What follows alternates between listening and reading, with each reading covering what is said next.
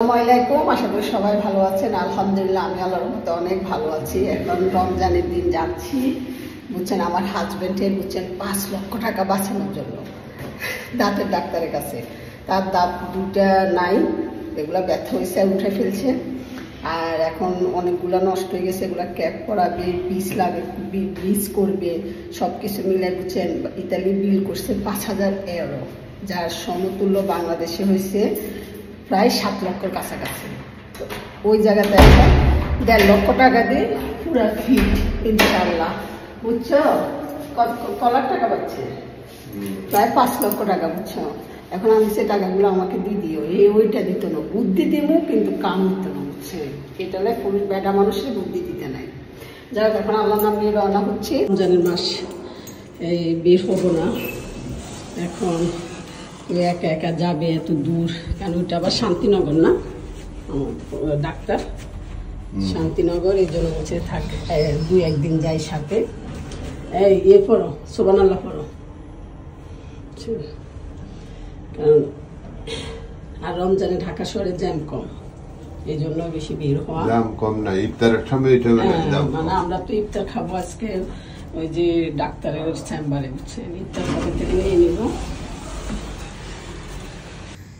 আমরা একদম 5টার দিকে বের হচ্ছি, কারণ 6টায় হলো ইফতার, যেন ওইখানে গিয়ে ইফতার করতে পারি। আর বাসার সামনে দেখেন এই বি ব্লকে এত বিল্ডিংয়ের কাজ হচ্ছে, যার কারণে রাস্তা একদম পুরো নষ্ট হয়ে গেছে। যাবার সময় দেখলাম এখানে রমজান মাস, কিন্তু মানে আপারা খুব সুন্দর করে কাজ করতেছে, কিন্তু আপুদেরকে জানি না ন্যায্য সম্মান করে কিনা।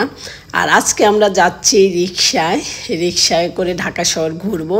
আমার হাজব্যান্ড বলছে ওইখানে নাকি ইফতারের আগে ঢাকা শহরে কোনো জ্যামে থাকে না, তাই আমরা এখন রিক্সায় করে যাব, মানে ভেঙে ভেঙে যেতে হবে, কারণ আজকে হঠাৎ ইচ্ছে হলো রিক্সায় ওঠার জন্য। দেখেন মানুষের মন কখন কি চায় বোঝা যায় না, তাই না? কারণ অনেক দিন হলো মানে জ্যামের ভয়ে ঢাকা শহরে রিক্সায় করে কোনো দিকে যাওয়া যায় না, কারণ সবাই তো জানেন উবারে করে এদিক সেদিকে যাই, কিন্তু আজকে হঠাৎ রিক্সা যাচ্ছি। এখানে হলো আমি মানে পুরো রাস্তাটা জানি না, এখানে ওই যে পরিচ্ছন্ন কর্মীরা যে থাকে তাদের কলোনিটা, কিন্তু পাশে খুব বড় একটা বিল্ডিং দেখা যাচ্ছে। যাই হোক, এটা অনেক ভালো কাজে করছে, কারণ ওনাদের জন্য আমাদের পুরো শহরটা পরিষ্কার থাকে, কিন্তু ওনাদের থাকার ব্যবস্থা যদি ভালো না হয় খুবই খারাপ লাগে। এই যে এই ঘরগুলা কিন্তু অনেক রিক্সি, মাম্মা মিয়া কীভাবে থাকে। এরপরে দেখা গেল জুতা ভাই, আমি ঢাকা শহরের নাম টাম জানি না কোন শহরে কি, এখানে যাওয়ার পথে দেখলাম অনেকগুলো জুতা হাতের বাম পাশে। আর আমার হাজব্যান্ড প্রতিবারে আমাকে যাওয়ার সময় এগুলা সব মানে বলে যে এটা কিন্তু আমার মোটা মাথায় কিচ্ছু বুঝি না, শুধু এটা জানি শাপলা সত্তর, কিন্তু এটা আমার হাজব্যান্ড আমাকে বলতেছে, বুঝছেন।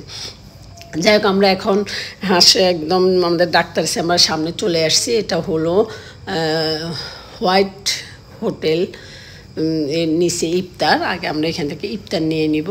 যাই হোক, এখানে কয়েকজন ইফতারের জন্য দাঁড়িয়ে আছে, খুব ভালো লাগছে দেখি। ওনাদেরকেও 2-4 জনকে কিনে দিব, কারণ হাতে এখনও প্রায় 15 মিনিটের মতো সময় আছে। তবে ইফতার একদম শেষের দিকে, মানে বাংলাদেশে এই জিনিসটা খুবই ভালো লাগে, তাই না, রমজানের মাস। তবে আমি বের হই নাই, আজকে প্রায় 10 রোজা বের হই নাই, কারণ দরকার না হলে তো রমজান মাস বের না হওয়াই ভালো, কারণ আমাদের রমজান মাসে তারাবিটা মনোযোগ সহকারে পড়তে হয়। তবে আজকে আমি বের হয়েছি, কারণ আমার হাজব্যান্ড মানে একা, এই জন্য বলছে ঠিক আছে আজকে যাই, কারণ এর আগে 2-3 দিন একাই আসছে, সব কাজ ছাড়ছে। তার মনটা ভালো রাখার জন্য আমি আসলাম, আর একটু বাইরের ইফতারের এই আয়োজনগুলো দেখব, কারণ আমরা তো ইতালি থাকি, যার কারণে এইসব আয়োজন আমাদের দেখা হয় না।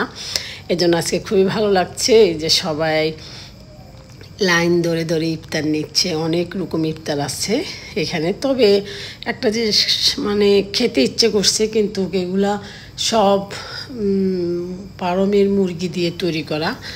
আর আমি ফ্রুটসটাই পছন্দ করি, এই জন্য আমি আনারস একটা নিয়ে নিচ্ছি, কারণ আমি মোটামুটি আনারসটাই দিয়ে ইফতার করব, আর হয়তো সামান্য অন্য কিছু খাবো। এখন আমরা চলে যাচ্ছি, আর হাতে বেশি সময় নেই। আমাদের কাঙ্ক্ষিত জায়গায়, যেখানে আজকে অনেক টাকা বাঁচিয়ে দিব আমার হাজব্যান্ডের। এই যে এখানে আমাদের ইফতার রেডি করছি। উনি উনি এই সামনের ফ্ল্যাটে থাকে। আর আমরা যে ডাক্তার দিয়ে চিকিৎসা করাবো, ওনার নাম হলো হুমায়ুন কবির বুলবুল।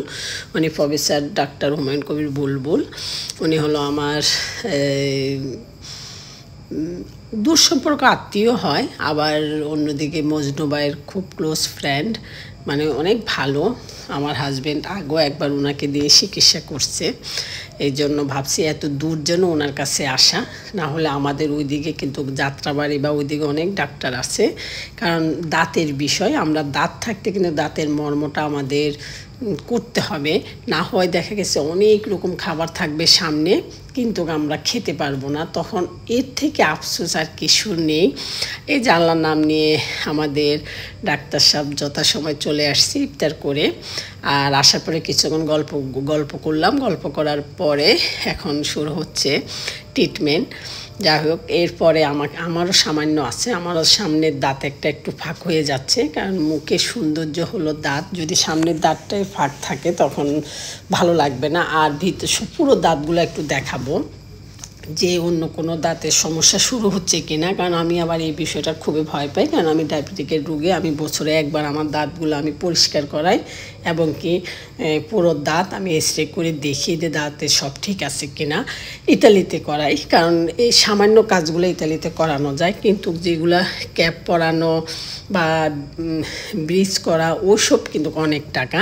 যেমন আমার যে কাজ দাঁতের, সেই কাজটা যদি আমি ইতালি করি হয়তো বা 50,000 টাকা 500 এরও খরচ হতো, তো এখানে 30,000 টাকা দিয়ে আমি দাঁতটা ফিল আপ করে নিচ্ছি।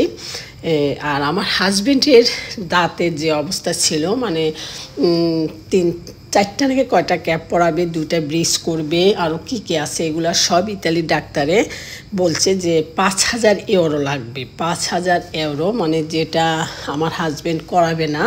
তখন আমি বলছি যে দেখো, দাঁত হলো অনেক মূল্যবান একটা জিনিস, না হলে তোমার সামনে অনেক খাবার থাকবে, তুমি তখন খেতে পারবে না, এর থেকে আফসোস কিছু থাকবে না। তাহলে বাংলাদেশে আমরা দেখি কতদিন করানো যায়, যদি কম হয় আমরা বাংলাদেশে করাবো, আর না হলে ইতালিতে দাঁতের চিকিৎসা কিস্তিতে করা যায়, কারণ দাঁতের চিকিৎসা অনেক বেশি দেখি ইতালিতে কিস্তিতে করা যায়। যাক, আলহামদুলিল্লাহ, এখানে আমার হাজব্যান্ডের 1,40,000 থেকে 50,000 মতন আসবে, আর আমার হলো 30,000। এই তো 2 লাখ টাকার মধ্যে আমাদের হয়ে গেছে। আমার হাজব্যান্ডের আমি 5 লক্ষ টাকা বাঁচিয়ে দিছি, 5 লক্ষ টাকা। কিন্তু এটা আমার হাজব্যান্ড তো স্বীকার করবে, কিন্তু আমাকে দিবে না। যাক, আমাদের ফেরার পথে ডাব খাচ্ছি, কারণ বাইরে হলে ডাব 2টাই খুব আগ্রহ করে খাই, ডাব আর আনারস, আর অন্য কোনো খাবার খেতে ইচ্ছে করে না। এখন আবার দুইজনে বাতাস খেতে খেতে চলে আসছি। উফ, এত সুন্দর আকাশের চাঁদ দেখা যাচ্ছে। আর ঢাকা শহর, বিশ্বাস করেন ভাই, আমি কল্পনা তো এরকম শুধু টেলিভিশনে দেখি যে ঈদের দিনে ঢাকা ফাঁকা থাকে, কিন্তু মানে তারাবির সময় আর ইফতারের আগ মুহূর্ত যে এত সুন্দর থাকে ঢাকা শহর, মানে বিশ্বাস করেন এটা আমার স্মৃতির পাতায় থাকবে। যাই হোক, আজকে অনেক ভালো লাগতেছে। আমি আমার কাজগুলো একদিনে সেরে ফেলছি, আর আমার হাজব্যান্ড ইনশাল্লাহ 20 রমজান পর্যন্ত আসতে হবে। তারপরও ভালো যে দাঁতগুলো আলহামদুলিল্লাহ যে কয়দিন হায়াত দিবে, এ কয়দিন দাঁতগুলো ভালো থাকবে।